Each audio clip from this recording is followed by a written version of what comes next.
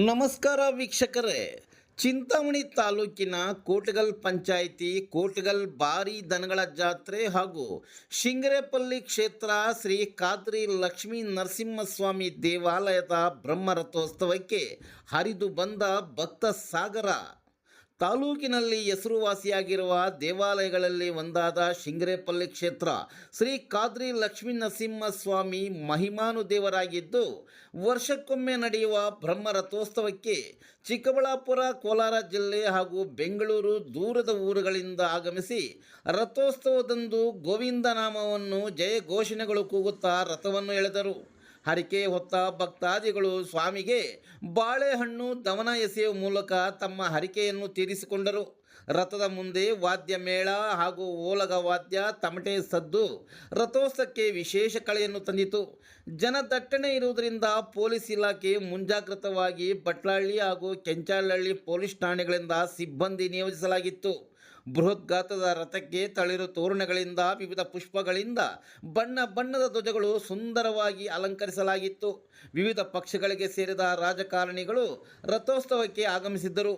ಉನ್ನತ ಶಿಕ್ಷಣ ಹಾಗೂ ಚಿಕ್ಕಬಳ್ಳಾಪುರ ಜಿಲ್ಲಾ ಉಸ್ತುವಾರಿ ಸಚಿವರಾದ ಡಾಕ್ಟರ್ ಎಂ.ಸಿ. ಸುಧಾಕರ್ ಅವರು, ಜೆಡಿಎಸ್ ಕೋರ್ ಕಮಿಟಿ ಅಧ್ಯಕ್ಷರು, ಚಿಂತಾಮಣಿ ವಿಧಾನಸಭಾ ಕ್ಷೇತ್ರದ ಮಾಜಿ ಶಾಸಕರಾದ ಜೆ.ಕೆ. ಕೃಷ್ಣಾರೆಡ್ಡಿ, ಚಿಕ್ಕಬಳ್ಳಾಪುರ ಜಿಲ್ಲಾ ಬಿಜೆಪಿ ಜಿಲ್ಲಾಧ್ಯಕ್ಷರಾದ ಸಿಕಲ್ ರಾಮಚಂದ್ರಗೌಡ ಮತ್ತು ಚಿಂತಾಮಣಿ ವಿಧಾನಸಭಾ ಕ್ಷೇತ್ರದ ಬಿಜೆಪಿ ಮುಖಂಡರಾದ ಜಿ.ಎನ್. ವೇಣುಗೋಪಾಲ್ ಸೇರಿದಂತೆ ವಿವಿಧ ರಾಜಕಾರಣಿಗಳು ಆಗಮಿಸಿದಾಗ ದೇವಾಲಯದ ವತಿಯಿಂದ ಭವ್ಯ ಸ್ವಾಗತ ಕೋರಿದರು ಮತ್ತು ದೇವಾಲಯದಲ್ಲಿ ವಿಶೇಷ ಪೂಜೆ ಸಲ್ಲಿಸಿದರು.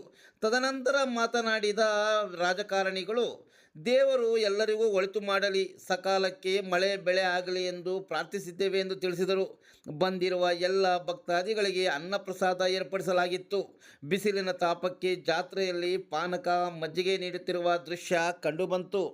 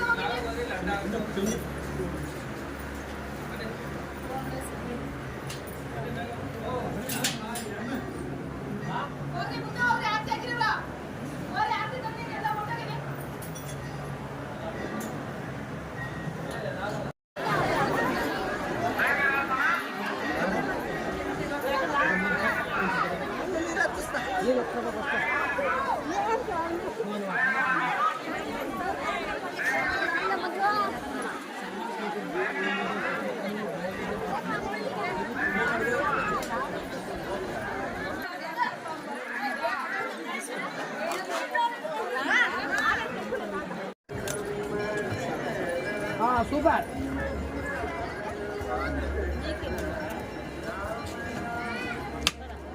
चल बता